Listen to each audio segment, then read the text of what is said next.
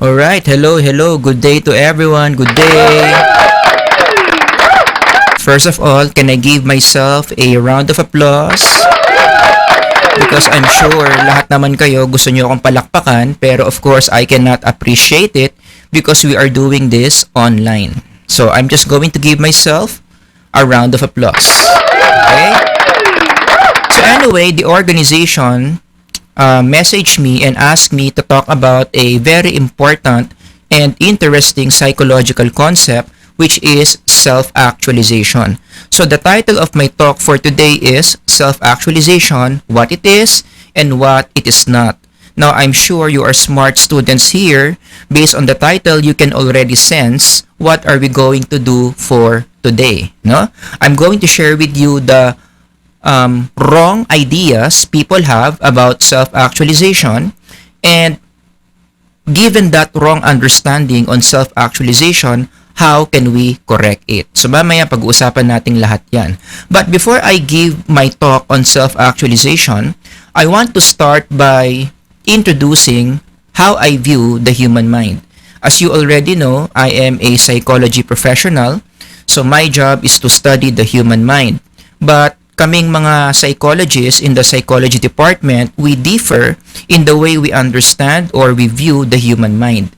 So, let me start my talk by sharing with you as a psychology professional how I view the human mind. And the reason why I'm doing this is to prevent everyone listening right now to be shocked. Paano ba yung shock? To be shocked. Yan. Later on, about the things I'm gonna say about the human mind. Kasi napansin ko, pag hindi ko to ginagawa, my audience are shocked about the things that I'm going to say or that I'm saying about the human mind. So para hindi kayo magulat kung bakit ko sinasabi yung mga sasabihin ko mamaya, let me just give you an idea how I view the human psyche, which is what we study in the field of psychology. Alright? So there are 3 points that I want to share with you about the human psyche, which I really believe this is the truth about how the psyche works. Number 1, as a psychology professional, I believe that the psyche is designed by the designer. So the psyche that we study in psychology is not coming from a random explosion outside the universe. Dinisenyo ang psyche, merong gumawa sa psyche ng tao. Then the Lord God formed man of dust from the ground and breathed into his nostrils the breath of life, and man became a living being. Now take note of this passage, there is a sequence here. So the body was formed first, but at that point, when the body was formed, buhay na ba yung katawan based on the passage? The answer is no. Walang indication that when God formed the body, buhay na yung katawan. So at that point, that body is called a corpse, or sa Tagalog, bangkay. But something happened. What was that event that made that body come alive? Breathed into his nostrils the breath of life. Something entered that body, which is what? The breath of life. And if you study the original translation of Genesis in Hebrew, did you know that those words, breath of life, is equivalent to the word spirit? So it is the spirit that made the body alive. So our existence, yung ating pagkabuhay, yung ating buhay, ang essence niyan, it's not the body, it's the spirit. After all, our very nature is we are a spiritual being. And that word spirit is very important in the field of psychology. Now listen to this, especially psych majors listening right now. Why is the word spirit important in our field? Because that word spirit later on will evolve into the word psyche. They're basically the same. So when you say that you are a psychology student, what does that mean? It simply means that you are studying the human spirit. Is that clear? So psychology, if you're going to define this field in connection to the origin of the word psyche, it is the scientific study of the human spirit. Alright? So that's the origin of the psyche that we talk about in psychology. Number 2, In connection to number 1, God's Word teaches proper care and handling of the psyche. As a psychology professional, I always include God's Word in understanding how we can deal and understand the human mind. Now, let me ask you one question. Let's talk about the Bible. Bakit sa tingin nyo ang Bible sinulat? Okay? Now, common answers would be, para alam natin yung right and wrong, para alam natin yung mangyayari after we die, para mas makilala natin si God. All of those things are correct. But don't limit your understanding of Bible only to those topics. Because the Bible does more than that. Believe it or not, the Bible was written as an instruction on how we can take good care of our psyche.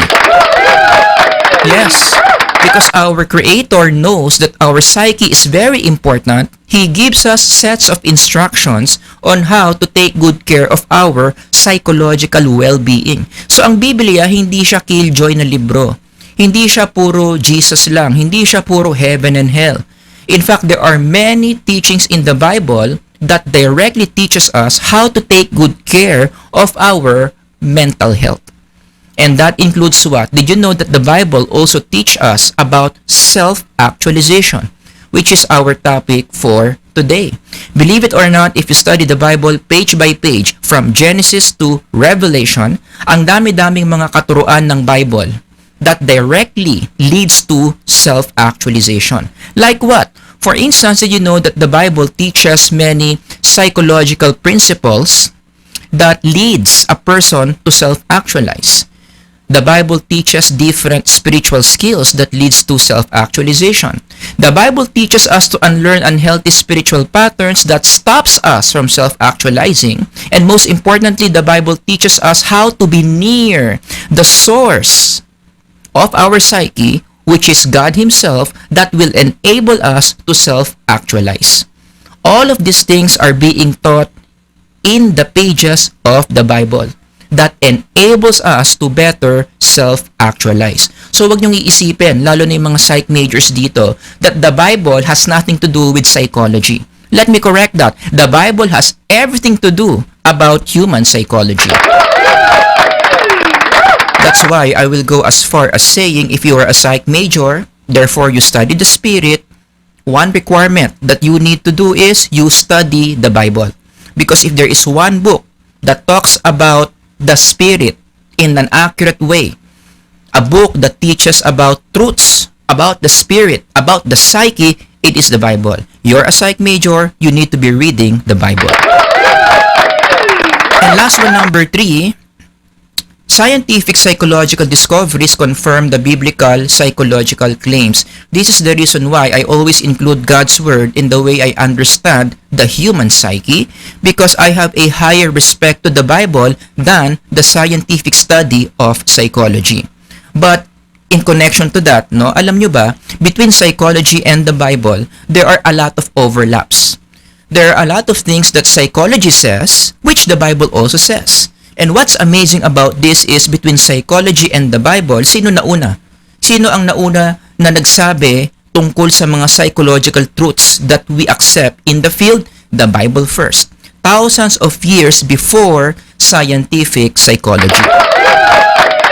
Now, for those of you who are asking what are some of these concepts where the Bible and psychology overlaps, believe it or not, if you just find time to read the Bible from Genesis to Revelation, the following concepts are directly taught in the scriptures: social learning theory, stress management, cognitive therapy, the unconscious, mindfulness, operant conditioning, classical conditioning, attribution theory, and most importantly, our topic for today, self-actualization. At sinabi ko dito, no, I'm sure you can see it, and more. Marami pa akong hindi sinabi that the Bible teaches and scientific psychology later on confirms. That is another set of talks that I can deliver. But here's the point. Am I surprised? Nasurpresa ba ako? Nagulat ba ako? Nagulat ba ako? Yan. Ulit. Nagulat ba ako? Nagulat ba ako nung nalaman ko that psychology and the Bible talks about basically the same things, I'm not surprised. You know why? Because the designer of the mind is also the author of the Bible.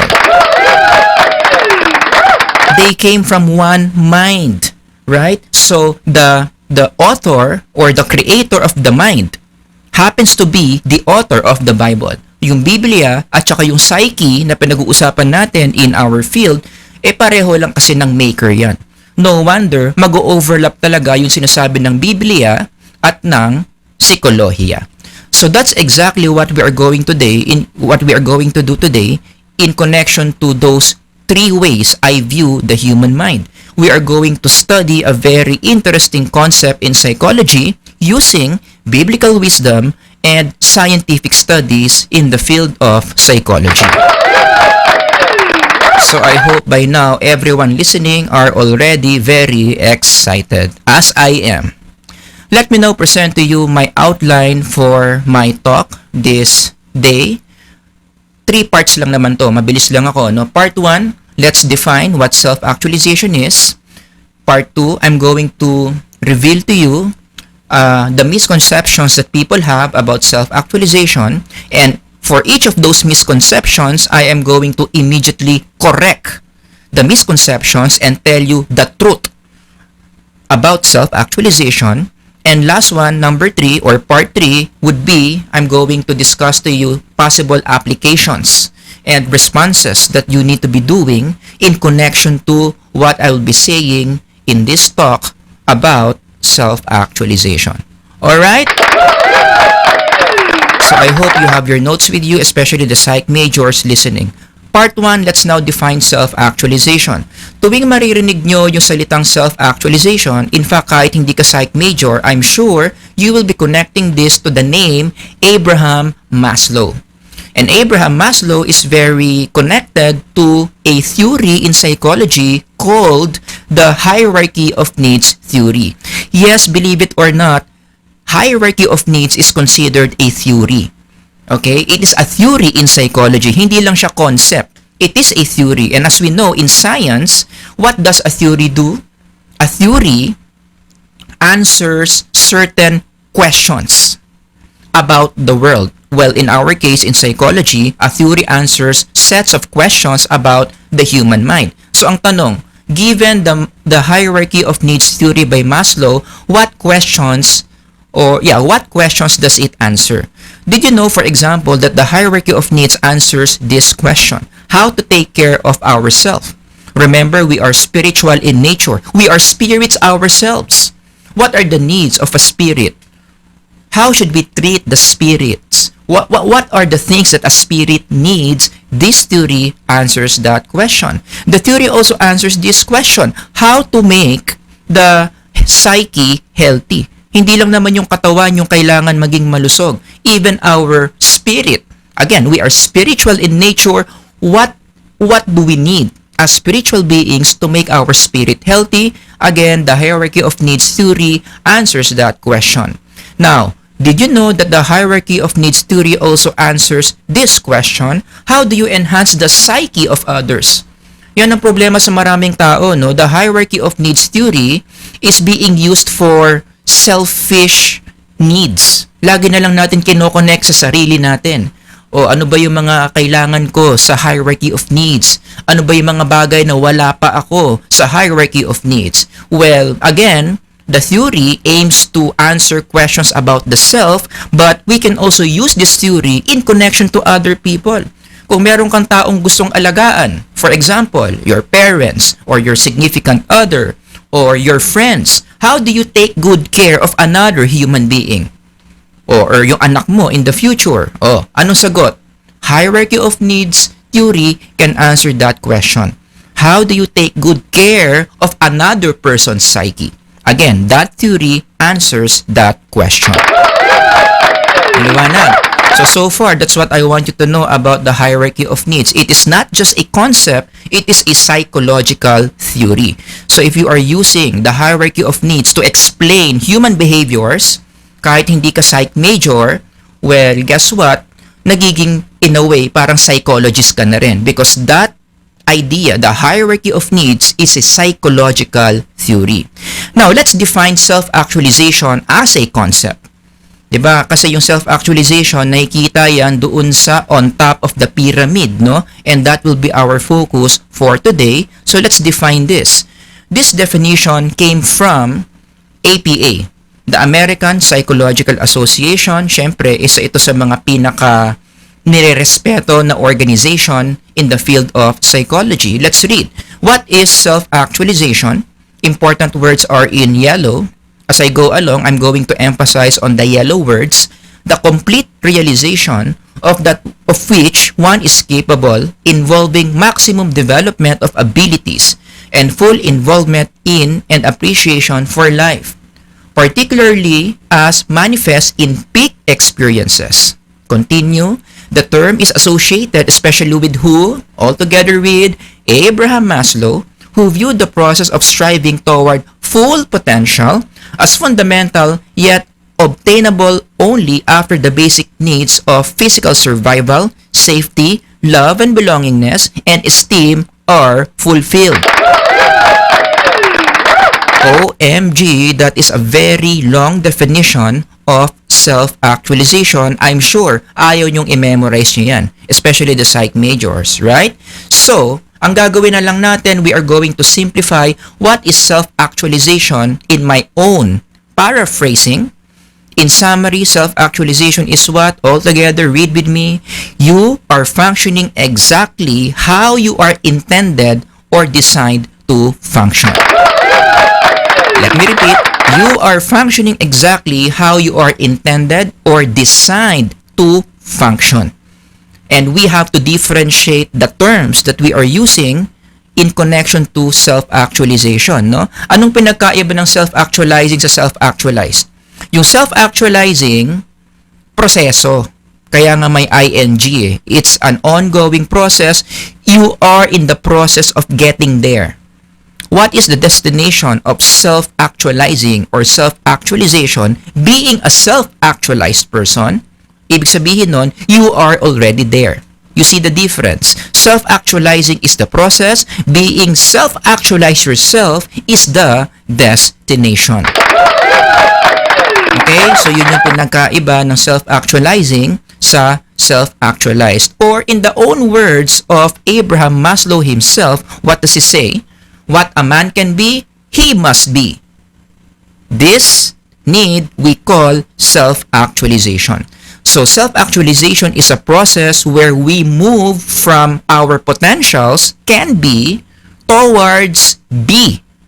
Diba? Ibig sabihin ng be, lahat ng potentials mo dito, na-actualize mo na. You are already a self-actualized person. Ito yon, be. Pag self-actualizing pa lang or self-actualization pa lang, nandito ka pa lang sa phase of potential. Is that clear? So given that, let's talk about the term self-actualized. What is a self-actualized glass? How can you say if a glass is self-actualized? Kapag nagfa-function yung baso according to the original design of the glass.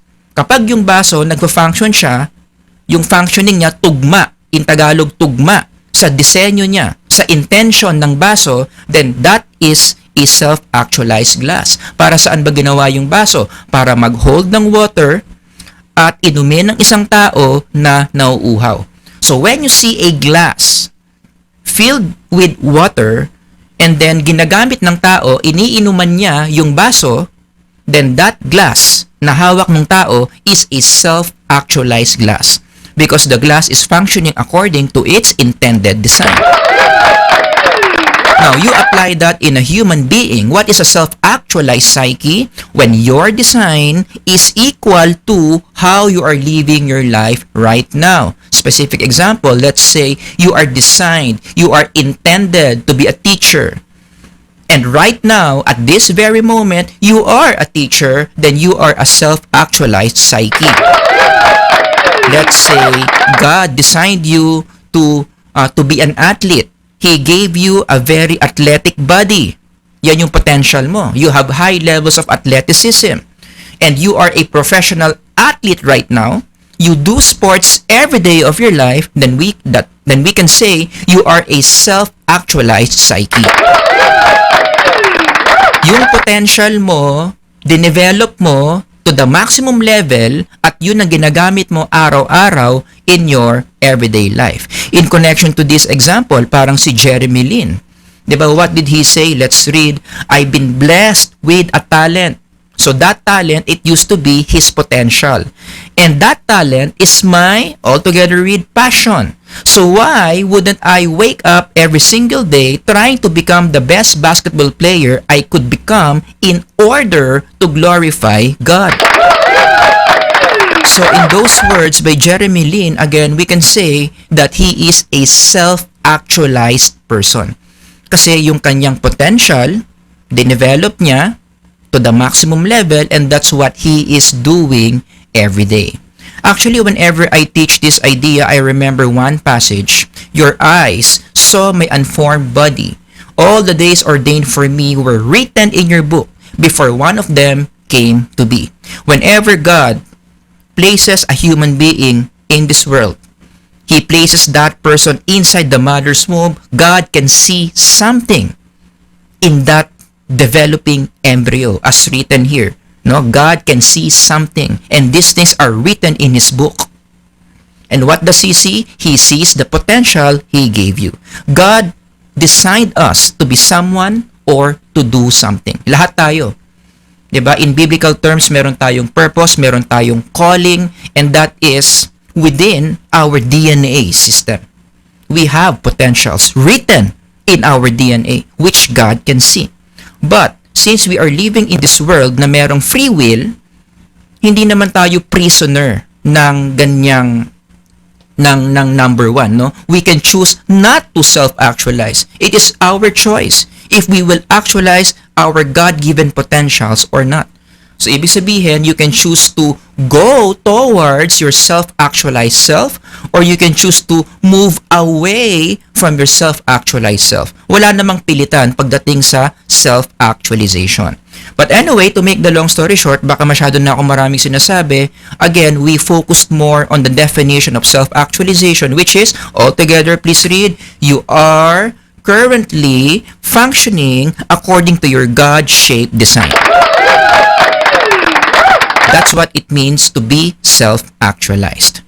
Now, let's move on to part 2, which I consider the meat o pinakakarne or the heart of my talk for today, the misconceptions and corrections. Again, I'm going to reveal to you common misconceptions people have towards self-actualization. In fact, I'm going to discuss 2 misconceptions, and I'm going to immediately correct each of those misconceptions. Alright? I hope, again, you have your notes with you. Misconception number 1, believe it or not, self-actualization is not about feeling good. Let me repeat, it is not about feeling good. You know why am I emphasizing this? Many people today, especially the psych majors, unfortunately, kapag naririnig nila yung self-actualization, gustong-gusto daw nila yun. Ay, gusto ko yan. Gusto ko mag-self-actualize. Kasi pag nagsa-self-actualize tayo, pinapasaya natin mga sarili natin. Pinapa-feel good natin mga sarili natin. Ginagawa ko lahat ng gusto ko kasi nagsa-self-actualize ako. That is a very wrong way to view self-actualization.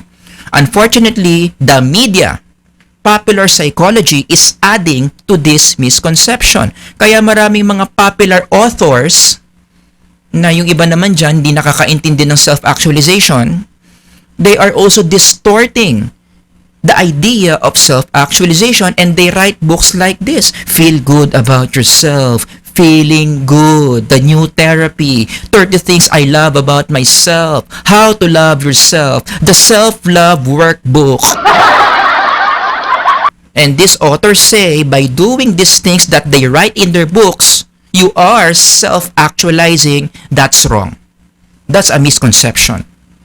I want you to remember this. Papalakihin ko to para hindi nyo malimutan. The more you make yourself feel good, the farther you become from being self-actualized.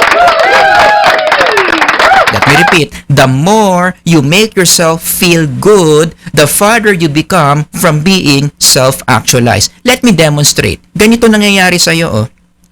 Nagpapabola ka sa mga popular authors, you want to make yourself feel good. Sige, ipa-feel good mo nang ipa-feel good yung sarili mo. Many people think by making yourself feel good, you are moving closer to becoming self-actualized. Again, that's wrong. That's wrong. The opposite is true. The more you make yourself feel good, the farther you move away from self-actualization. Nagigets nyo? So, mali yan. Ang nangyayari talaga, pag pinapa-feel good mo sarili mo, nilalayo mo yung sarili mo from being self-actualized. And I'm sure many of you are asking the question, why? Diba? Bakit? Bakit parang baliktad yung tinuturo mo, Sir Howard? Akala ko pag feel good towards self-actualize. Yung pala, we are moving away from it. Why? Here's the truth. Okay, ready? How do we correct misconception number 1? Self-actualization involves pains and struggles. It involves pains and struggles. Okay, so balik tayo sa model natin. If you want to reach your self-actualized self, hindi dapat feel good to eh. Alright? Dapat ang na-experience mo, pains and struggles. You know why? Because pains and struggles are the things that you need for growth. And being a self-actualized person, it's a form of growth. Don't you agree? Diba? In connection to this thing I'm saying, that we need pain and struggles to grow, lumang-luma na tong example na to eh. But it makes a lot of sense. Paano yung isang uod nagiging butterfly? Diba? Susuka siya, makukulong siya sa cocoon niya, and then what happens? In due time, the organism inside the cocoon will what? Struggle. It will be in pain to emerge out of its cocoon. Bakit? Bakit niya kinakailangan pagdaanan yung ganong pains and struggles for the butterfly to reach its what? Self-actualized self. Ito yung self-actualized version niya eh.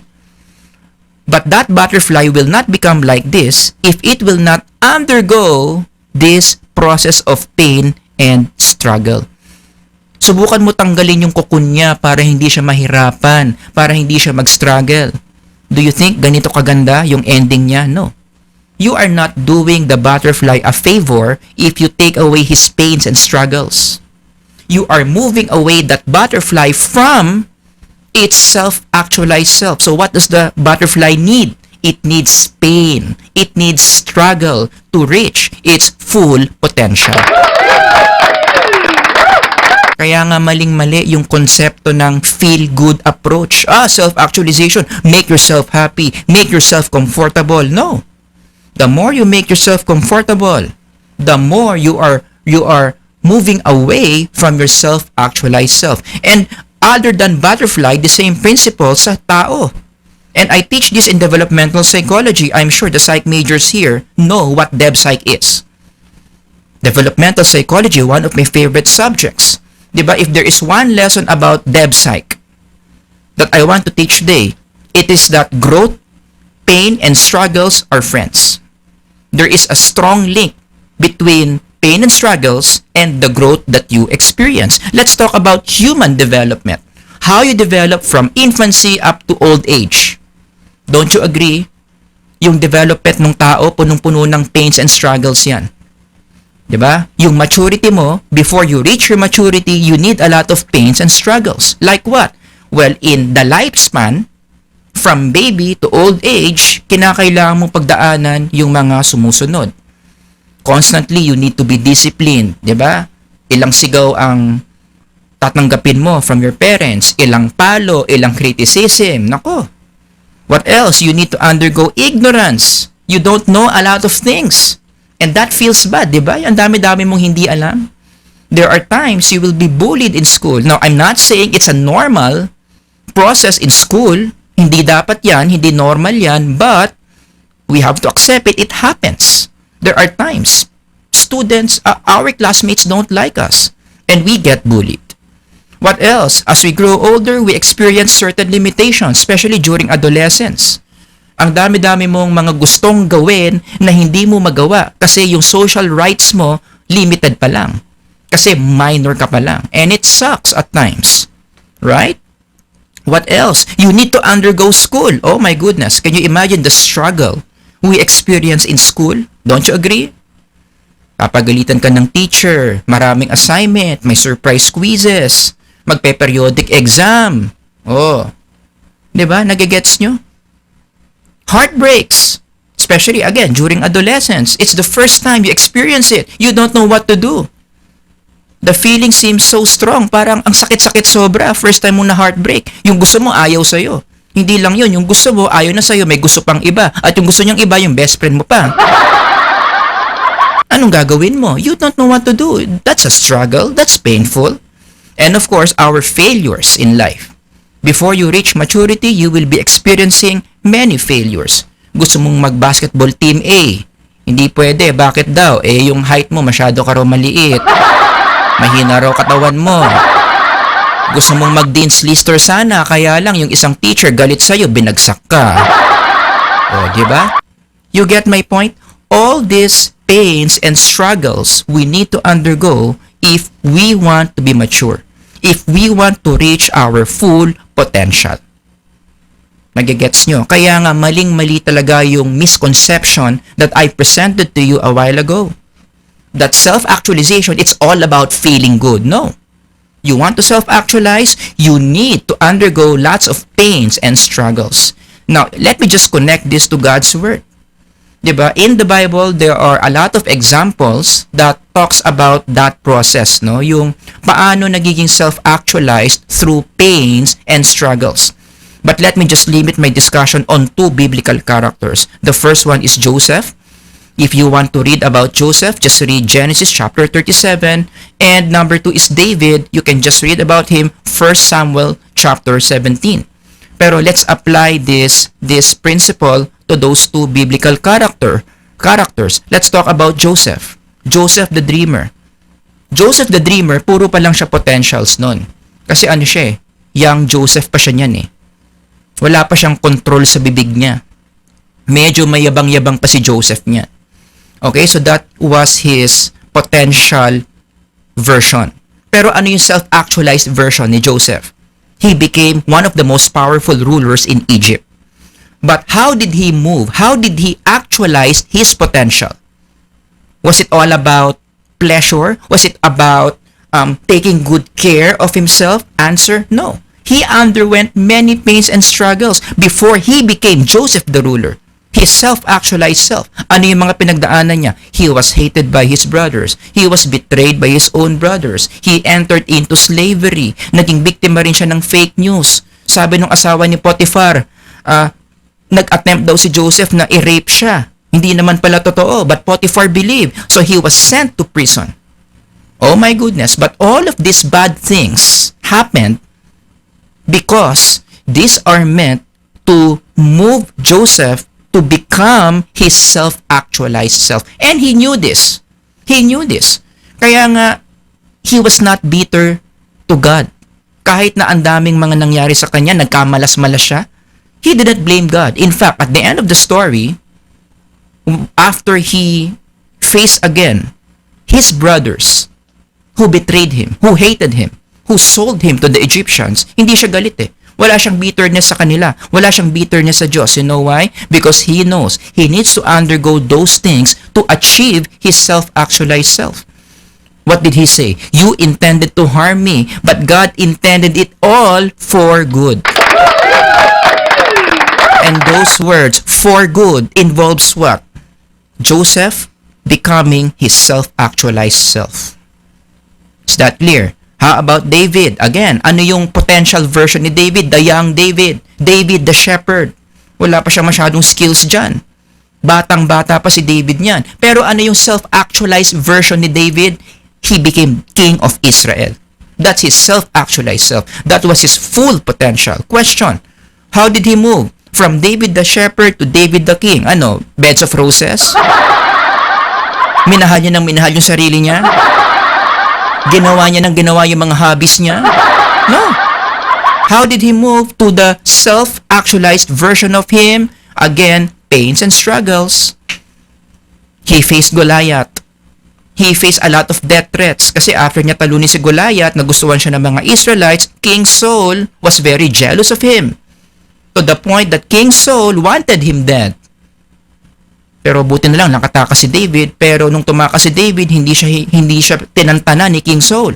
King Saul declared David to be the most wanted person in Israel. So he became fugitive. Takbo ng takbo si David kung saan-saan. Kung saan-saang disyerto, kung saan-saang kuweba.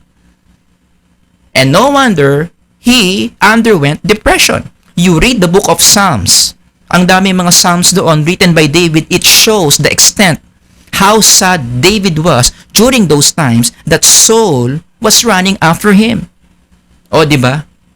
Pains and struggles yun eh. But those pains and struggles enabled him to achieve his self-actualized self. So again, let's not miss the point. Marami na naman ako sinasabi dito. Ito lang yung gusto kong maintindihan ninyo. You need to stop believing the idea that self-actualization, it's all about making yourself feel good. It's about making yourself happy. It's about making yourself feel inspired. You do what you want to do. Hindi ganun. The more you do that, the more you move away from your self-actualized self. What's the truth? Self-actualization involves pains and struggles. You see, kapag matigas ang ulo nyo, you still believe in misconception number 1. This explains why there are very few people who self-actualize. And Maslow saw that. In the book where he wrote about self-actualization, nagbigay si Maslow ng estimate eh. Less than 1% of the human population are self-actualized. And part of the reason, I think I know why. It has something to do with misconception number 1 because many people expect the process of self-actualization to be very positive, to make themselves feel good. So ano nangyayari pag hindi na fulfill yung expectation? Nag-decide ako mag-self-actualize. Okay. But in the process, biglang may nangyaring masama. Merong negative experience. Ano sasabihin ng tao na naniniwala sa misconception number 1? Maybe this is not for me. Maybe this is not the road I need to travel. Because I'm struggling. Kung ito talaga yung yung self-actualization road ko, then how come I feel bad emotions? So anong ending? That person gives up without realizing that those bad things, those bad emotions are needed. Are the exact tools we need para lumabas yung self-actualized self mo. Diba? Kaya konti lang yung mga taong nagsi-self-actualize, no? Kasi nga, wait lang, na-typo pala ako dito. Palitan ko lang ha, kakahiya naman sa inyo. Ayan, capital U, ayos ba? So yun na nga, no? Kapag naniwala ka sa misconception number 1, may konting failure ka lang, ma-feel bad ka lang sa sarili mo, give up ka na kaagad. Kaya maraming tao hindi nagsi-self-actualize. Which explains Maslow's observation why many people, very few people I mean, self-actualize. Because many people give up. Why? Wrong understanding of self-actualization. Wrong expectation. Misconception number 2, self-actualization is not for the self. Yes, believe it or not. Self-actualization is not for the self. Again, unfortunately, many psych majors, when you ask them, para kanino ba yung self-actualization? Magtanong ka ng isang taong nag-a-attempt mag-self-actualize. Bakit ka nag-self-actualize? Ano yung common answer nila? Mag-self-actualize ako para sa sarili ko. Para umayos buhay ko. Para gumanda yung buhay ko. Guess what? If you are one of those people who is self-actualizing for the benefit of yourself,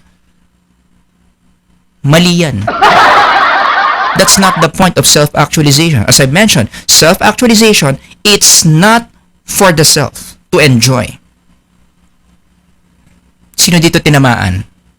Nagsi-self-actualize ngayon, akala niya kaya siya nagsi-self-actualize para mas tumaas yung well-being niya, para mas sumaya siya sa buhay niya. Love yourself first before you love others. Self-actualize first so you can open your heart to others. Believe it or not, that's not the goal of self-actualization.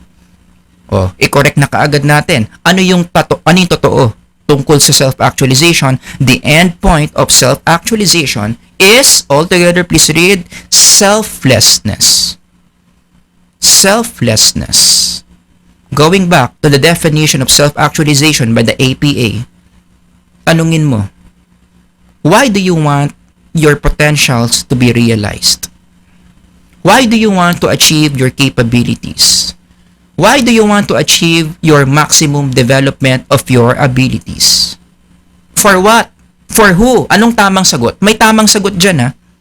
Ano ang tamang sagot? If you are going to consider Maslow's theory of hierarchy of needs, the correct answer is, you want this to happen to enhance other people. The self-actualization, true self-actualization means developing the self for the purpose of what? Altogether, enhancing others. Hindi para sa iyo, para sa ibang tao. Kaya mo gustong mag-self-actualize para sa ikabubuti ng ibang tao. Now, I'm sure marami ngayon nakataas yung mga kilay. Sir, that's really contradicting. Why is self-actualization supposed to be other-oriented? Kaya nga self-actualization, it's for myself. It is not supposed to be for other people. Okay, I'm going to answer this question by giving you a syllogism. Alright, ready? Yung mga nag-critin dito, critical thinking, kailangan nyo to. Number 1, the first premise, the mind is social in design. Correct. Being self-actualized is a mind activity. Correct. Therefore, conclusion, after premise 1 and premise 2, being self-actualized must be social in purpose.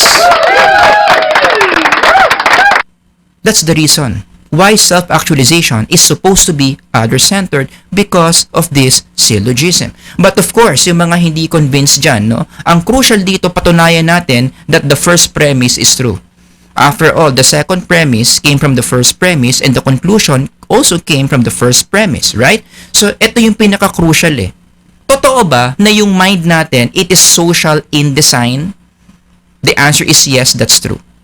If there is one thing about the mind, about the psyche, that you should know, lalo na kayong mga psych majors, it is this. It is designed to be selfless. It's in our DNA. Human beings like us, spiritual beings like us, are supposed to be selfless. It has something to do with how we are designed, how we were created. Hindi mabuti na mag-isa ang tao. Sabi ng Diyos, bibigyan ko siya ng isang angkop na makakasama at makakatulong. Our psyche, by nature, it needs a companion. It needs a helper. It constantly needs to be connected with another psyche. We are social in nature. Are there any scientific basis on Genesis chapter 2 verse 18 that our mind is social in nature? A lot.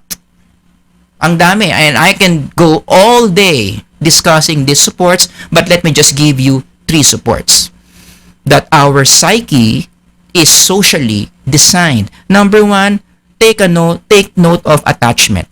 Lalo na again, yung mga nag-dev psych dito ha. Diba, attachment is a developmental psychology term.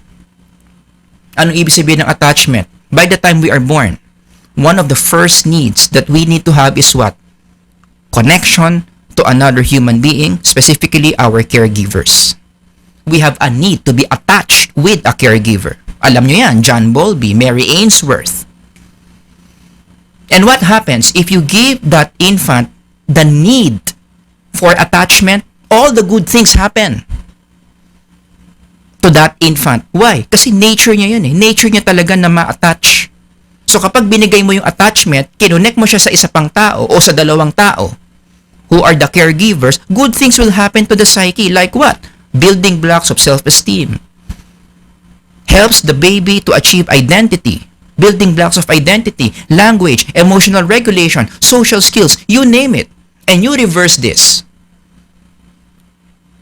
Deprive the infant of attachment figures. What happens? All the bad things happen to the psyche. Baliktarin mo lang yan, mababa self-esteem. Hindi klaro sa kanya yung identity niya pagdating niya ng adolescence. Poor ang emotional regulation, delayed ang language development, galit sa mundo, poor social skills. You read more about this in this book, Child Neglect. What happens to the mind when you don't give its natural desire to be connected with other human beings? Support number 2, it has something to do with DSM diagnosis and treatment. Again, psych majors here, alam niyo naman yung DSM, no? Diagnostic Statistical Manual for Mental Disorders. If you have a condition inside the DSM, you're mentally ill. And guess what? Anong kinalaman ng selflessness dyan? Trivia. Did you know that if a person has too much self-emphasis, masyado niyang mahal yung sarili niya, masyado niyang ini-emphasize yung sarili niya, it guarantees a diagnosis in the DSM. You know why? Because again, we are not supposed to focus too much on ourselves. It's not our nature. We are supposed to focus more on other people. Okay, like what? Ano yung mga possible diagnosis na pwede nating makita from a person who loves him or herself too much? The following. Isa-isahin mo. Clinical depression, you name it. Narcissistic personality disorder, histrionic personality disorder, antisocial personality disorder, schizoid personality disorder. What do they have in common? This happens. These illnesses come out when there's too much love for the self, because we are not supposed to love ourselves too much. Unfortunately, again, popular culture today, yan yung katuruan. People think this is good. Oh, self-love, self-empowerment. I deserve to be happy. I deserve to be valued. You think people are getting better if you teach them self-love? They magnify self-love and ends up having a certain diagnosis. And that explains the rising numbers of depression among young people today. Because of that cultural teaching, cultural emphasis on self more than other people. Kaya hindi talaga maganda yung katuruan na yan. And last one, support number 3.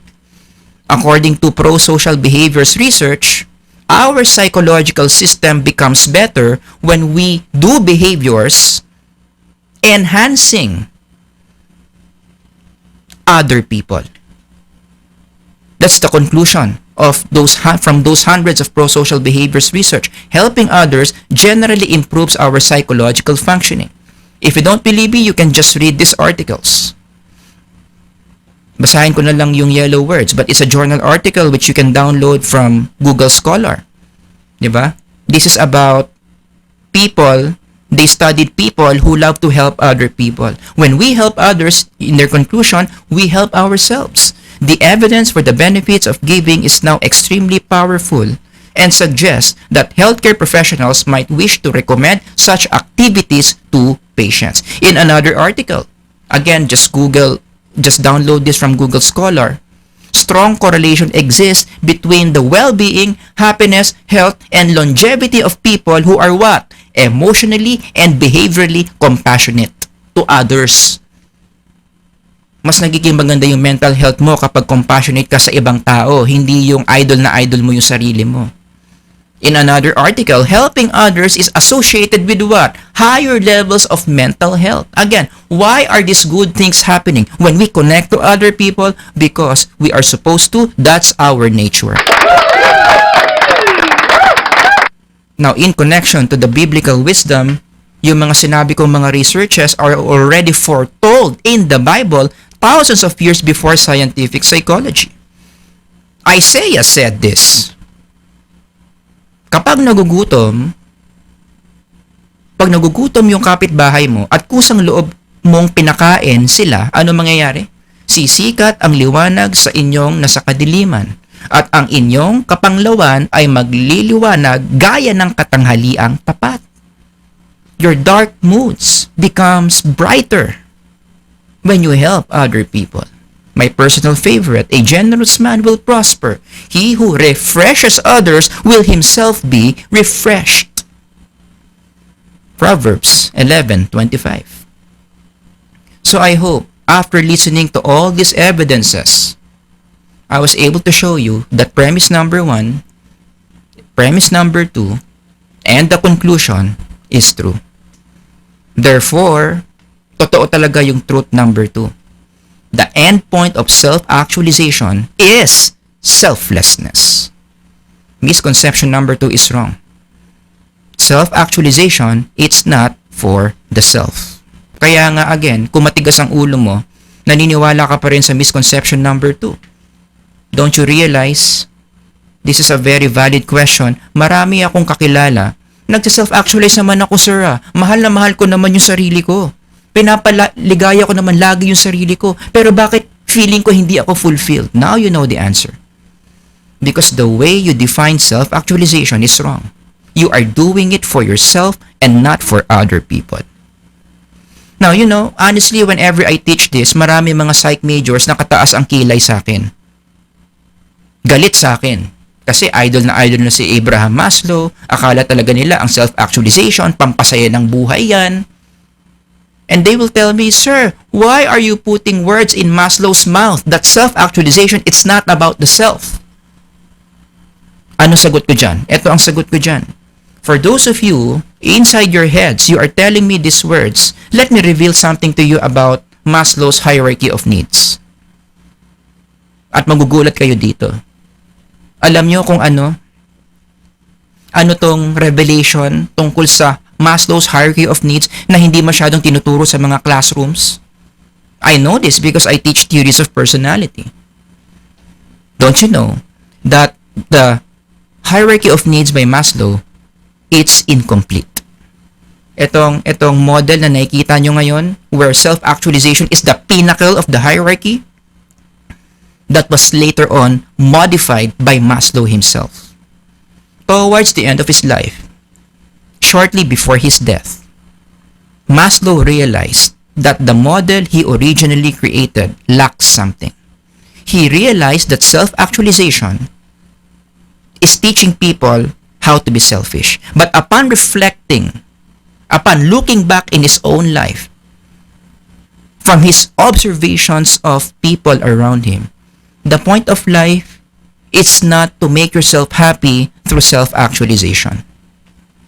Realizing one's potential is not the end in itself. Kaya dinagdagan niya ng talagang pinnacle yung hierarchy of needs niya towards the end of his life, and he calls that self-transcendence. Yes. Again, the reason why hindi sumikat yung self-transcendence because he began working on this theory shortly before his death. But he was already beginning to write about this. Wala Parang nung sinulat niya to, nung naisip na to, 2 years na lang yung tinagal niya. And he died of heart attack while he was jogging. Hindi sumikat. Ang na-imprint na sa mga psych majors, self-actualization na. Where Maslow modified that. It's not self-actualization. That is the pinnacle. It's self-transcendence. And what on earth is self-transcendence? Again, from the APA. Altogether, let's read. The state in which an individual is able to look beyond himself or herself and adopt a larger perspective that includes, altogether, read, concern for others. Sir, hindi ba contradictory yan? Paano yan pinagsama ni Maslow? Self-actualization for the self and then self-transcendence for others. How does that even fit? If you read the draft of Maslow about this, what does he say? How does he fit these two concepts? This is the point of life. I will realize my potentials, so that's self-actualization, but for what? For the benefit of others. Now that's self-transcendence. You see, the storyline will differ now. I want to self-actualize. Yes, I want to achieve my full potential. But for who? For whom? For what? Because if I become the best version of myself, I can help other people have better lives. Ibang-iba doon sa naunang model, no? I want to self-actualize for my own happiness. Iba. Contrasting. So let me just summarize this model where self-transcendence is the pinnacle. Again, what happens? You have your potentials, and then you undergo self-actualization, and you are successful doing that. You become self-actualized, but it doesn't stop there. In the old model, you live happily ever after because you're already self-actualized. You can die. But Maslow corrected that towards the end of his life. You want to self-actualize because you want to bless. You want to benefit other people. And that's what you mean by self-transcendence. Biblically speaking, it is very in line with what Maslow said. What did the Bible say about this? Each one should use whatever gift he has received to what? Serve others, faithfully administering God's grace in its various forms. Sapagkat tayo'y kanyang gawa. In English, we are God's workmanship, na nilalang ni Kristo, kay Kristo Jesus para saan? Mabubuting gawa, created for good works. And in the biblical language, when you say good works, it's good works towards other people. Now, the second greatest commandment makes a lot of sense now. What's the second greatest commandment? Jesus said, love your neighbor as you love yourself. We can see two loves here. What does it mean to love the self? To actualize your potentials. To nurture yourself. It's not bad to love yourself. But you love yourself as a means to an end. Why do you want to love yourself? To benefit other people. Loving your neighbor means what? You serving them using your God-given potentials. Using your actualized potentials. Nagagets nyo? So the biblical way of looking at the self is very in line with what Maslow is saying about the true meaning or the true purpose of self-actualization.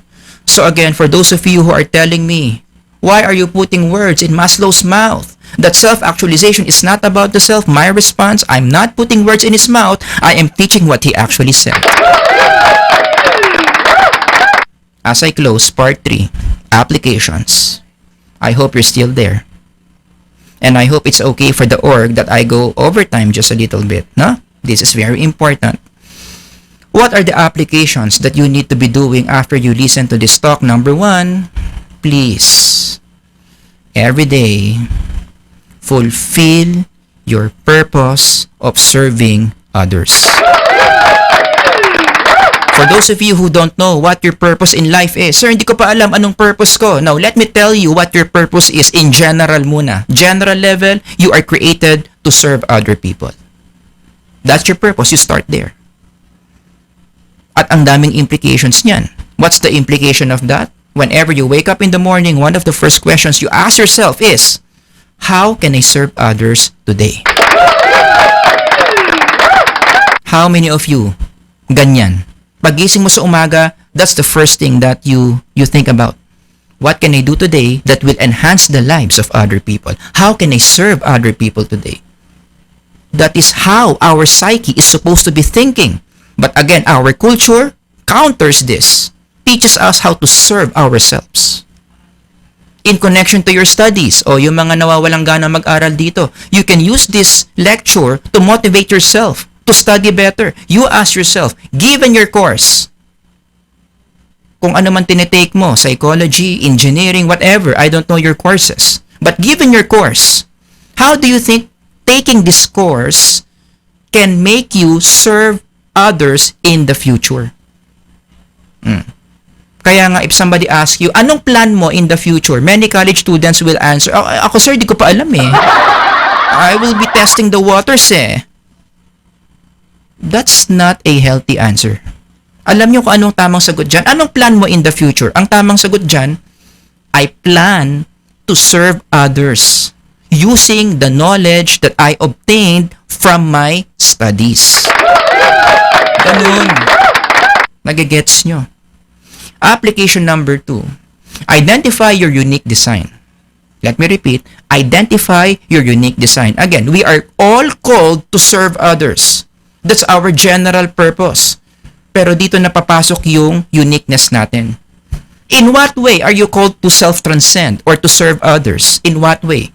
Although all of us are called to serve, we are called to serve in different ways. Iba-iba tayo, para tayong yung mga Crayola. Iba-iba tayo ng kulay. Pero lahat tayo tinawag para magbigay kulay. Iba-iba nga lang ng kulay. We have different gifts according to the grace given to each of us. And in the biblical language, no, maraming mga specific gifts na in-identify, no, speaking, serving, signing, at marami pa yan. May prophesying, knowledge, wisdom, giving, mercy, faith, so on and so forth. But this sounds so familiar in the field of psychology. That's the reason why we have multiple intelligences. Howard Gardner, is that you? What's your gift? What's your intelligence? In connection to Romans 12:6. If you want to learn more about Gardner's multiple intelligences, I highly recommend you read his book, The Frames of Mind, Theory of Multiple Intelligences. Sir, how do I know my unique design? Paano ba ini-explore yan? Again, this is an entirely new topic for a new talk, and I don't have enough time. In fact, I'm running out of time. But how do I know my unique design? Answer. Well, you watch the videos I made about this. Marami akong videos na ginawa dyan. No? You go to my YouTube channel and then you can search for these videos. If you have your phones with you, i-picture nyo yung slide na yan. Lakihan natin para makita nyo. These videos are all designed to help the viewers on how to identify their unique purpose in life. And speaking of YouTube channel, I have my own YouTube channel. Please subscribe. Alright, you can just search this CHL Lectures and then you subscribe to my channel. That's application number 3. And I also have a Facebook group, FB page, CHL Lectures, or you can just type at Professor Howard Lee, Prof. Howard Lee. And that will lead you to my FB page. Now, I did not include this in my outline a while ago, but I want to give everyone a little bit of bonus. How do you know if you are successfully self-transcending? Are there signs, mga palatandaan na magsasabi sa iyo na, uy, totoo nga nagsa-self-transcend ka na? Answer, meron. What is that sign that you are successfully self-transcending? It's about your impact into the lives of other people. Yes. The more impact you have on the lives of other people, specifically when you make good or positive difference in their lives, then that means you have been successfully self-transcending. Ilang buhay na ang gumanda dahil sa existence mo. That's the measure of a well-done self-transcendence. Kaya tanungin mo yung sarili mo ngayon may impact ka ba ngayon? Ask yourself and be honest. How many people's lives meron ngayon ang nagkaroon ka ng positive impact sa kanila? Gumanda yung buhay nila dahil sa'yo. If you cannot think of any people in your life right now whose life got better because of you, then you are not self-transcending. Wala kang impact. Baka yung impact mo puro sa sarili mo lang. Diba? Which is again, it's not true self-actualization. The correct way to self-actualize is to self-actualize for the benefit of other people. Now, who is the perfect example for this? Ang galing niya mag-self-transcendence and he made a lot of positive impact into people's lives, none other than Jesus Christ himself. If you're going to ask me, sir, give me one person in this world na nabuhay na talagang nagawa niya yung pinnacle of self-transcendence? Jesus Christ himself. As in perfect model. He was the perfect person to apply Maslow's model of self-transcendence. Look at this. From the very start, he knew his potential. He knew why he's on earth.